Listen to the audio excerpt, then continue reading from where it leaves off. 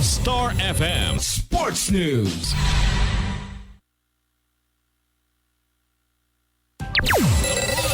Set para sa isang makasaysayang yugto sa football mula sa host nations, United States, Canada at Mexico. Ihahatid namin sa inyo ang bawat goal, bawat sandali at bawat tagumpay. Manatiling nakatutok para sa mga balita at updates ng FIFA World Cup 2026. FIFA World Cup 2026. Dito lamang sa Bombo Radio Philippines. Samantala, Star Nation, sa ating FIFA World Cup update.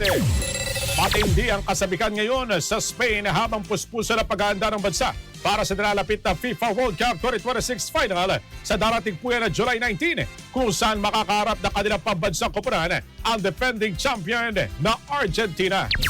Kasunod ng 2-0 panalo ng Spain laban sa France sa semifinal, lalo pang tumaas ang kumpiyansa ng mga fans na muling masusungkit na kanilang national team ang kampyonato.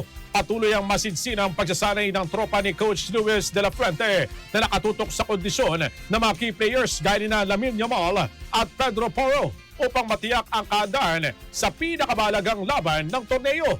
Ayon kay Bombo International News Correspondent Eva Tinasa, abala na rin ang iba't ibang lungsod sa Spain sa paghahanda para sa malawakang panunod ng finals. Inaasang dadagsain ng libo-libong football fans ang mga public viewing areas sa Madrid, kabilang ang Plaza de Colón kung saan libre ang panunod para sa publiko.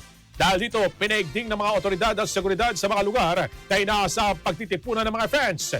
Nakalerto rin ang mga police at emergency response teams upang matiyak ang kaligtasan at kaayusan sa panahon ng laban. Samantala, ilang Pilipino sa Spain ang nagsabing kapansin-pansin ang kasibikan ng mga mamamayan habang papalapit ang finals. Umaasa sila na muling makapagtatala ng kasaysayan ng Spain at naiuwi ang ikalawang FIFA World Cup title matapos ang unang kampyonato noong 2010.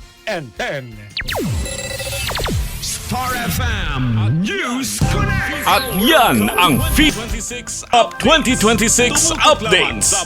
Tumutok lamang sa Bombo Radio Philippines, your trusted source of news and information.